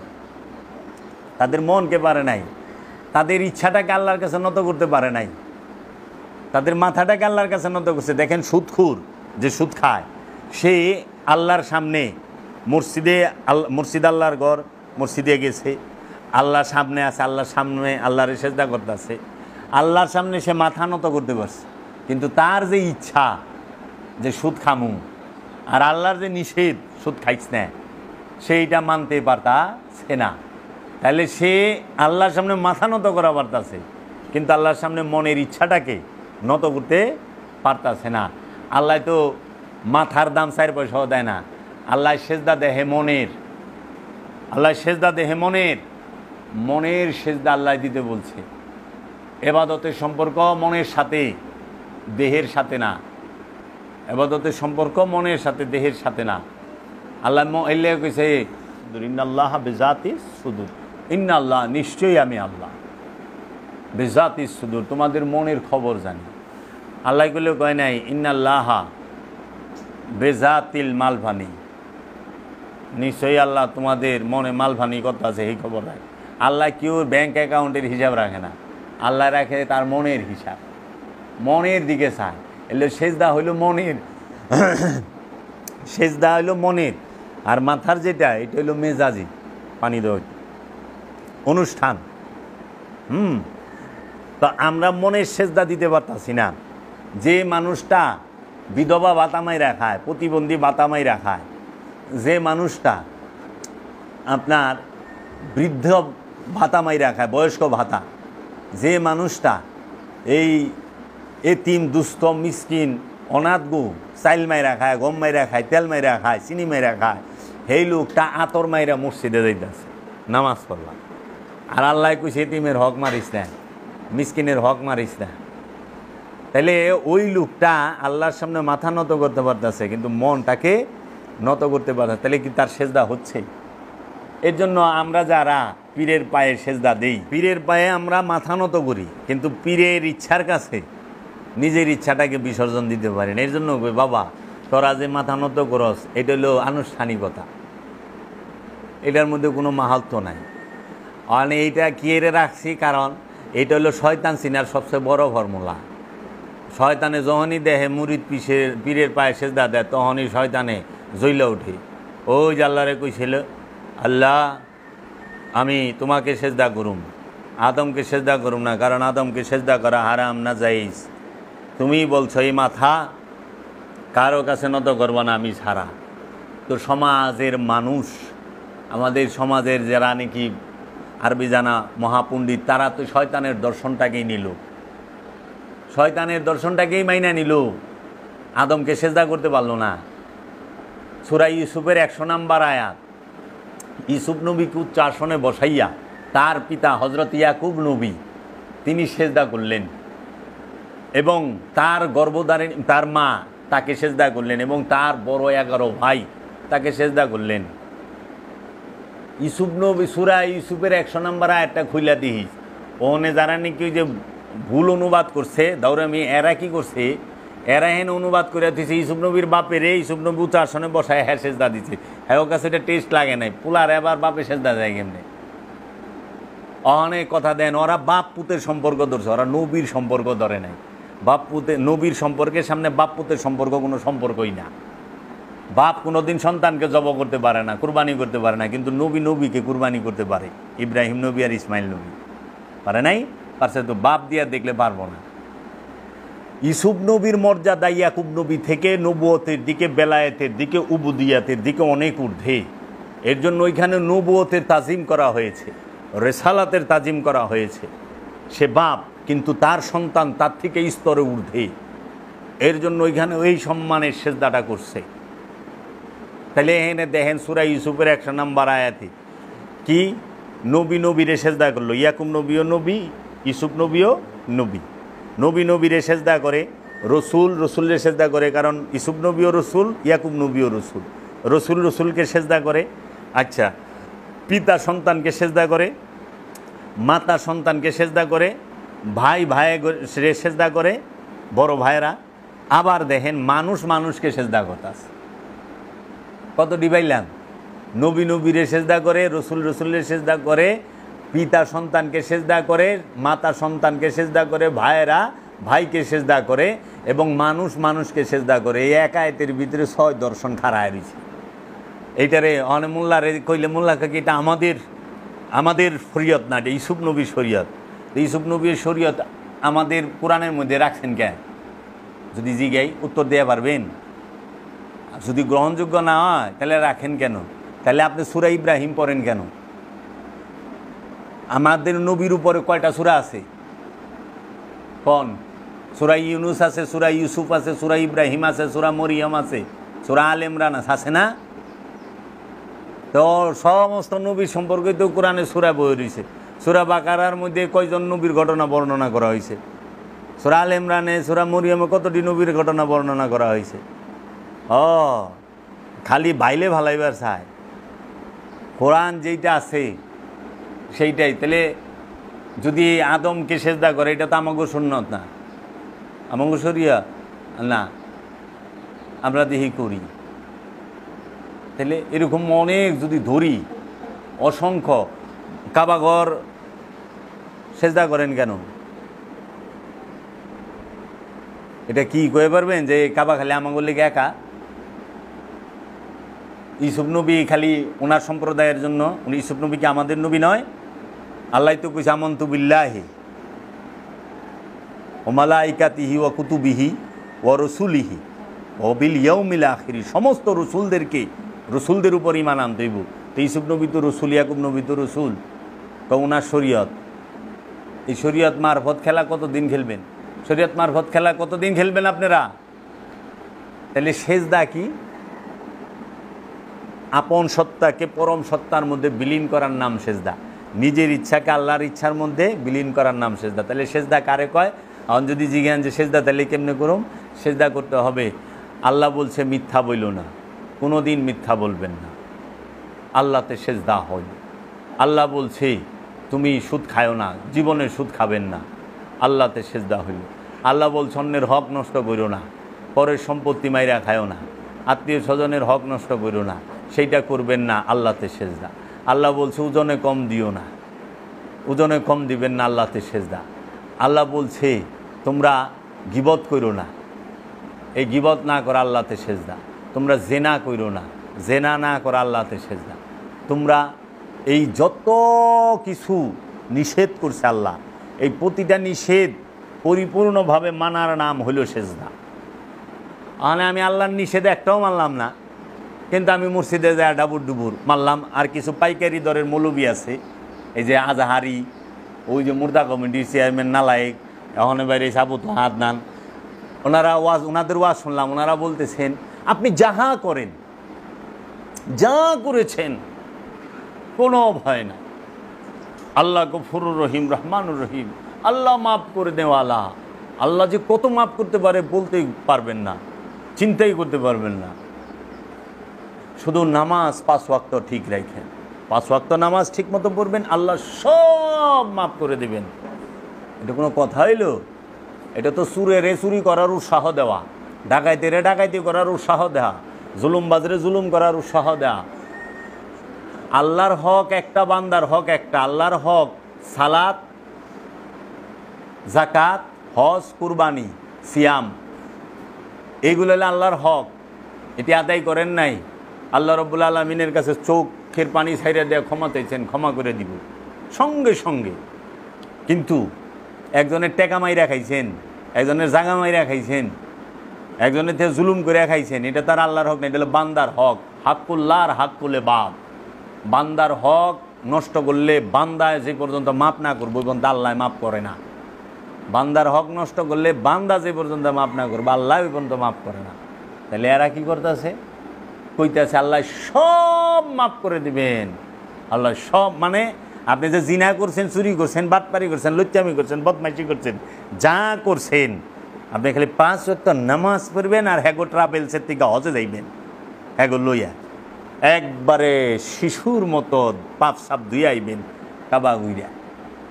আবার শয়তানি করে, সিটারি বাটপারি করে, অন্যায়ভাবে মানুষ খুন করে।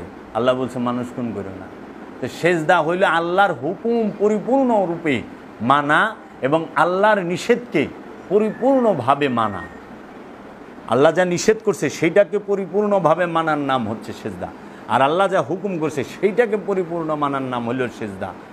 মাথা নত করা কখনোই সেজদা না, এটা আনুষ্ঠানিকতা। কারণ এই মাথা নত অনেকেই করে। মানে আমরা যদি দেখি যে সুদখুরে নামাজ সেজদা করতে আছে, যে সুদখুরের কি সেজদা হয়? আল্লাহ কইছে সুদখুরের জাহান্নামের কিরাও ঘৃণা করে, জাহান্নামের কিরাও ঘৃণা করে। যদি দেখেন যে গরুর পায়ে কিরা হইছে, গাছের মধ্যে অনেক পোকা হইছে, স্যাঙ্গা হয় না গাছে, স্যাঙ্গা হইছে, কি করবেন জানেন? আপনার আত্মীয় স্বজন অথবা গ্রাম পাড়া প্রতিবেশীর মধ্যে যিনি পাক্কা সুদখুর, 10 টাকা হারে সুদ খায়, এরকম 3 জন সুদখুরের নাম আর 3 জন সুদখুরের মা আর বাপের নাম লিখবেন। লেখা ওই এইটার মধ্যে বাংলায় অথবা আরবিতে সূরা বনী ইসরাইলের 78 নম্বর আয়াতটা লিখবেন। লেখা ওইটারে মুড়ায়া সুতা দিয়া বাইন্দা কবজের মতো গাছে ঝুলাই দিবেন। দেখবেন হির কইরা এই সমস্ত স্যাঙ্গাগুলা নাইমা যাব গাছের থেকে, গাছ পরিষ্কার। গরুর পাও জৌড়ায় পোকা হয় না, এই পোকা বাইরে যাব পায়ের থেকে। এইরকম ঘৃণা করে সুদখুরের, জাহান্নামের কীটও ঘৃণা করে। আর অনেক সুদখুরদা মসজিদ বইরা গেছে গা, আর মসজিদ বলে আবার আল্লাহর ঘর রয়েছে, আল্লাহর ঘরে সুদখুর ঢুকে। কুত্তা মসজিদে ঢুকলে 2 বার দিলে না পাক হয়ে যাব গা, আর সুদখুর মসজিদে ঢুকলে 50 বার দিলেও ফাঁক হইব না। কেউ মৌলবী কয় ডরায় সুদের কারণে মেরে লাইব বাইরে। তাহলে সেজদা কি? আর সেজদা অহানা আমাকে দোষ, এইগুলা শিরিক করে বিদাতি। আবার মাজার পূজারি, কবর পূজারি। আরে মাজার পূজারি মানে বেদবের মতো কথা বলেন কেন? কিন্তু বেদবের মতো কথা। মাজার পূজারি হয় কেমনে? কবর পূজারি হয় কেমনে? পূজা কারে হয়? কবর কারে কয়? মাজার কারে কয়? কবর কাকে বলে? মৃত ব্যক্তির দেহটা যেখানে রাখা হয় সেটাকে বলা হয় কবর। আর জিন্দা ব্যক্তির দেহটাকে যেখানে রাখা হয় সেটা সম্মানিত স্থান। ওই ব্যক্তিটা সম্মানিত ছিল, তার জন্য তার কবরটাকে বলা হয় মাজার। এটা আদব, সম্মান দেখায় বলা হয় মাজার। এর জন্য মাজারকে বাদাই করে রাখে স্মৃতি হিসেবে যে উনি আমাদের সমাজে এইরকম একজন ভালো মানুষ, সৎ মানুষ, এই হিসেবে। এর জন্য কবর আর মাজারে, মানে মাজার আর কবরের মধ্যে আসমান জমির তফাৎ। কারণ আল্লাহ নিজে কোরআনের মধ্যে কইছে সূরা বাকারা, ওয়ালা তাকুলু লিমান ইয়াকতালু ফি সাবিলিল্লাহি আমওয়াত, ওয়ালা তাকুলু, তোমরা বলিও না কখনো ফি সাবিলিল্লাহি আমওয়াত, ওয়ালা তাকুলু লিমান ইয়াকতালু ফি সাবিলিল্লাহি আমওয়াত, তোমরা কখনোই বলিও না, মনে মনে চিন্তাও করো না যে যাহারা আমার রাস্তায় কতল হয়েছে তাহারা মৃত, বালা হিয়া, বরং তারা জীবিত, ওয়ালা কিল্লা তাশউরুন, তোমরা বুঝতে পারো না।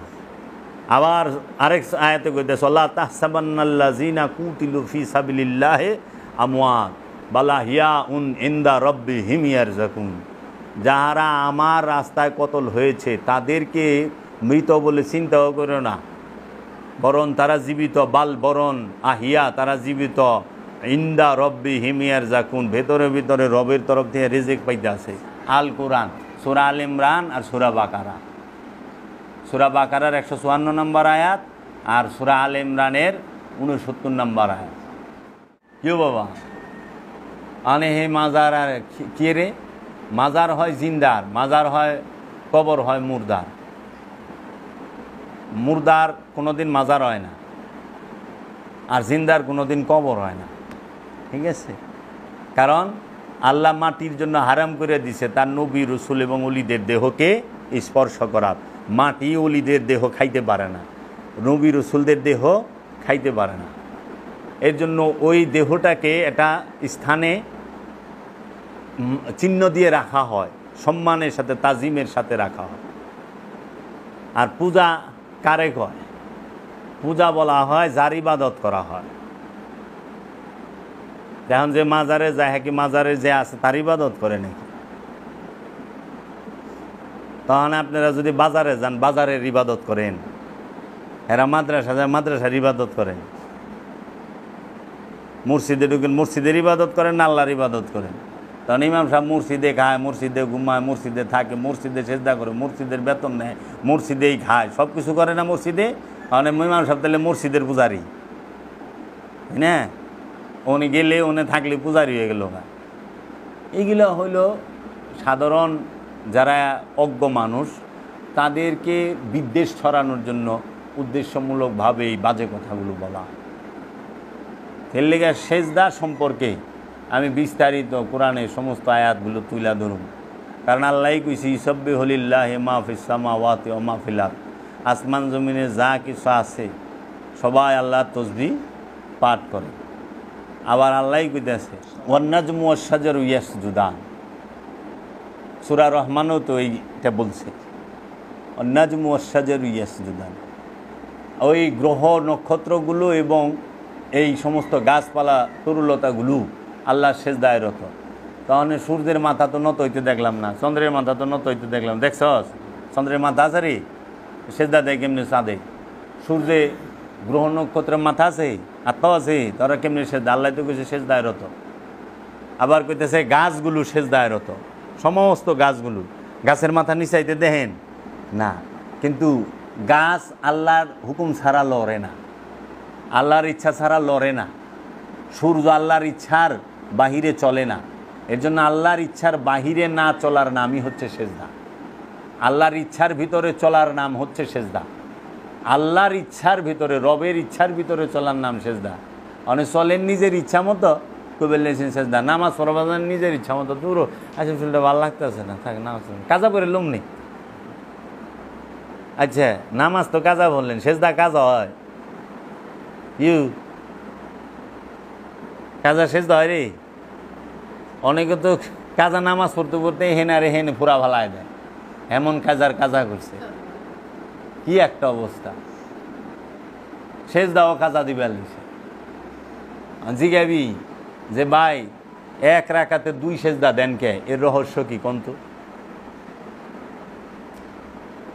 এক রাকাত নামাজে 2টা সেজদা দেস না, একবার দিছস আবার উঠছস, আবার দিছস আবার উঠছস, তাই না? এক রাকাতে তো 2 সেজদা দেস না, এক সেজদা দেস। কেন দেয়? কি কর?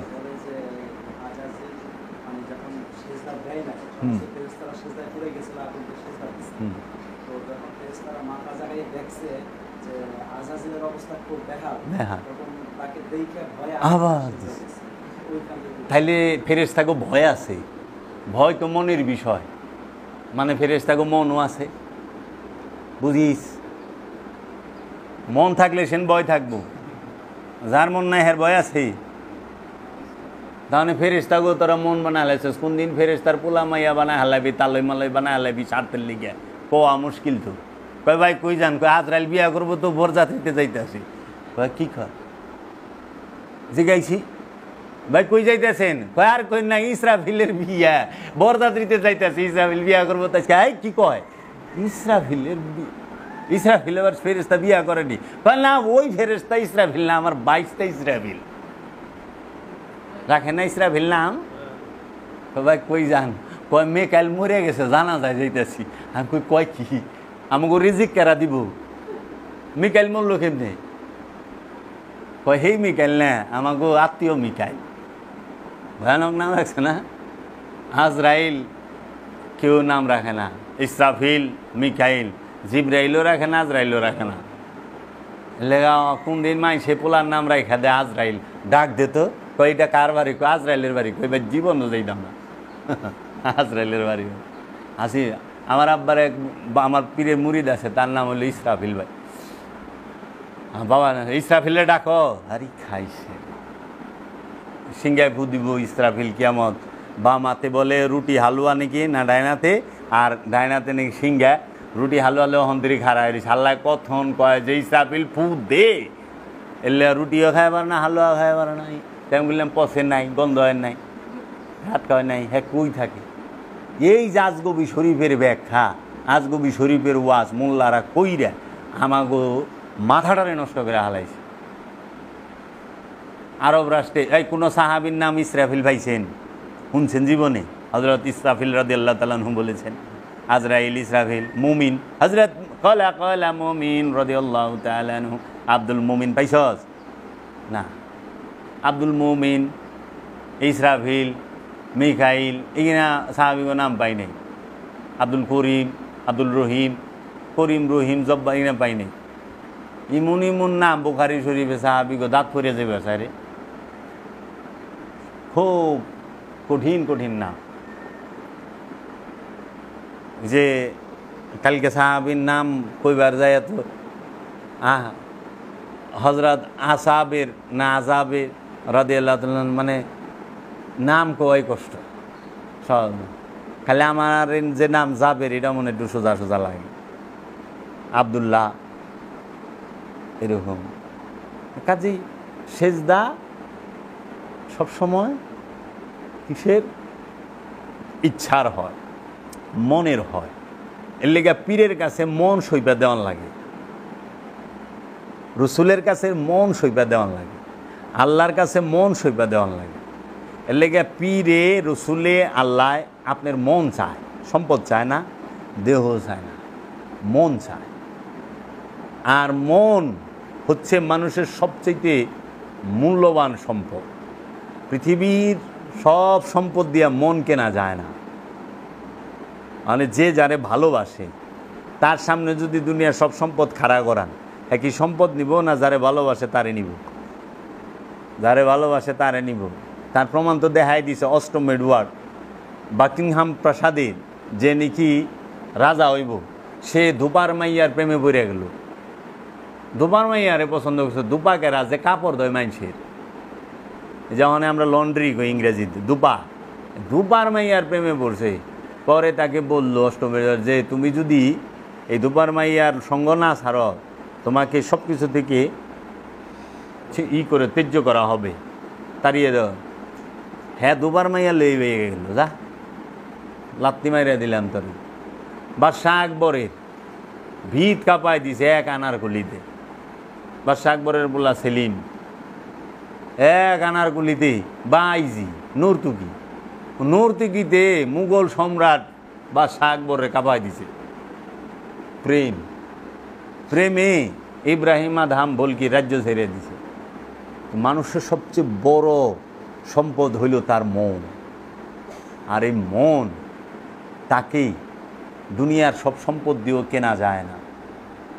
যার মনে যারে ধইরা ফালা, এর লেগা আল্লাহ মনের সেজদা নেয়, আল্লাহ মনের বিষয় দেখে। মন দিয়ে আল্লাহরে ডাইকেন, মুখ দিয়া না। মুখটা বন্ধ রাখা মনটা দিয়া ডাইকেন। আর মন বন্ধ রাখছেন, মুখ দিয়ে আল্লাহ ও আল্লাহ হু জিকির করতে করতে বাসের আগায়, জিকির করতে করতে প্যান্ডেলের চান্দির উপরে, জিকির করতে করতে হুজুরের কান্দে। কেমন জিকির করবার লাগছে, জিকিরের ঠেলায় পীর সাহেবের কান্দে উঠে যাস। এই আল্লাহ কইছে কোরআনে যে পীরের সামনে পাও বাড়ান হারাম, নিষেধ সূরা হুজরাতে। আর ওরা ইশকের ঠেলায় পীরের কান্দেই ভাও রাখে। দেখ না ভিডিও মিডিয়ায় জিকিরে ইশকের ঠেলায় পীরের উপরে উঠে এর কি করে? মুখ দিয়ে আল্লাহরে না ডাইকা দিল দিয়া ডাকো, কামে দিব। এর লেগে দিল দিয়ে আল্লাহরে ডাকো। দিলের মধ্যে আল্লাহ থাকে। দিল হইলে আল্লাহর আরশ। দিলের মধ্যে এই দিল দিয়া না ডাইকা, এর লেগে সেজদা হইল মনের। সেজদা কার? মনের। দেহের সেজদা না।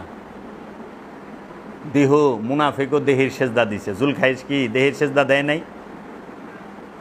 কারবালা মুনাফিকেরা কি দেহের সেজদা দেয় নাই? মহানবীর পিছে কি মুনাফিকরা সেজদা দিবার খাড়ায় নাই? তাহলে সূরা মুনাফিকুন নাজিল হইল কে? এই রসুল এরা মুনাফিক, এরা তো কাফের না। রসুলের বিশ্বাস করছে, রসুলের সাথে চলে, কিন্তু রসুলের বিরোধিতা করে, সাথে থাইকে এরা মুনাফিক। এরাও তো সেজদা দিছে। আবার কোরআনও কইতেছে মুনাফিকেরা সালাতে দাঁড়ায় অলস ভরে। পরিস বাবা জাহাঙ্গীরের সালাতের কথা। এর লেগে সেজদা মনের, সেজদা প্রেমের, সেজদা মানেই হচ্ছে আত্মসমর্পণ। আর আত্মসমর্পণ করতে হয় মন থেকে। আর মন থেকে যে আত্মসমর্পণ করে সে হয় মুসলমান। মুসলমান শব্দের অর্থ হলো আত্মসমর্পণকারী। আর ইসলাম শব্দের অর্থ আত্মসমর্পণ, সেজদা শব্দের অর্থ আত্মসমর্পণ। এর জন্য পীরের পায়ে সেজদা এটা হলো আনুষ্ঠানিকতা। এটা করলেও চলে, না করলেও চলে, কিন্তু পীরের হুকুম এইটা হলো হাকিকত, মূল। এলে পীরের হুকুম মাইনো, পীরের কষ্ট দিও না। পীরে যা কয় সেই আমলটা কইল, ওইটা হইল পীরের প্রতি সেজদা হইল। আর বাইরে করো পীরের, তোমার দ্বারা পীরের বদলাম হয়, কিন্তু এ না ডুবুর ডবুর সেজদা আমার ভালো হয়েছে। অনেক মুরিদ আছে না, ওর লেগে পীরের বললাম, মুরিদ দিয়ে পীরের এ বিচার করে। আমি যাবের রে দিয়া বাবা জাহাঙ্গীরে বিচার করব, যে বাবা জাহাঙ্গীর না, বাবা জাহাঙ্গীর অনেক ঊর্ধ্বে, আমি তো খারাপ অসৎ। আমার বাবা জাহাঙ্গীর সে অতি উত্তম, মহাপবিত্র, পুতু পবিত্র, তৈয়বা তাহিরা। আমার বাবা জাহাঙ্গীরে কখনো আমারে দিয়া মাপবা না। আমার বাবা জাহাঙ্গীর অনেক ঊর্ধ্বে। এর লেগে পীরের সেজদা, পীরের হুকুম মানা হইল পীরের সেজদা করা। যারা পায়ের সেজদা লয়ে এত ওয়াজ করে, হ্যাক উদ্দেশ্য হলো গলত, এরা অন্যটায় বোঝাইবে আসা, মানে এখানে যায়েন না আমাগুলো গাহে। এরা বলবে উসিলা মানে হারাম, পীর দ্বারা শিরিক বিদাত, সরাসরি আল্লাহকে ডাকে। মোল্লার ওয়াজ শুনুন কে, সরাসরি আল্লাহ ওয়াজ করে শুনাইব। মোল্লার পিছে নামাজ পড়ার খারাম কে, আল্লাহর পিছে নামাজ পড়ার খারাম। মোল্লা হেনে পীর হয়ে বয়ে নাই, মসজিদে মোল্লা পীর হয় নাই। মসজিদে মোল্লা সবার উপরে বহে না, ওয়াজ করবার গেলে সবার উপরে একটা চেয়ারে হ্যাঁ বয়ে থাকে, সবাই মাটিতে বয়ে থাকে, তে হ্যাঁ দিয়ে এনে পীর হয়ে বয়ে রয়েছে। হ্যাঁ পিসা বয় নাই, সবার আগে খাওয়ানটা মোল্লারে দেওয়ান লাগবো, আবার মোল্লারে নজরানা দেওয়ান লাগবো। হ্যাঁ হেনে পীর হয়েছে, এতে সেরেক বেদাত নাই। আর আমরা দরবারে বয়ে থাকলে হ্যাঁ খুব জ্বলে। আশ্চর্যের বিষয়, বুঝলাম না রে বাপ। তোরা করলে কুরু কুরু, আমরা করলে মা করো। আবার এক মৌলবি কয় কি, নোয়া খাইলে গল্প দিয়ে শেষ করে দিই। এক নোয়া খাইলে ডাব চুরি করে খায়, খালি নোয়া খাইলে মৌলবি কিছু বাস করবার, হের পাশের বাড়ির ডাবসু। আর মোল্লায় কী করছে, ওয়াজ করবার বইছে, কয় কি আমার এলাকার কেউ থাকলে সরে যান, নাহলে আমি ওয়াজ করব না। মানে এত টাকা দিয়ে মোল্লা আনছে, ওই এলাকার মানুষ কয় না, এরা থাকলে আমরা এত বড় হুজুর, এর ওয়াজ শোনা পারব না, আপনারা জান গা। তো গেছে গা একজনের শীতের দিন তো সাদ্যের মুরাদ দেয় যায়, ওকে পিছনে কোনায় বই রয়েছে।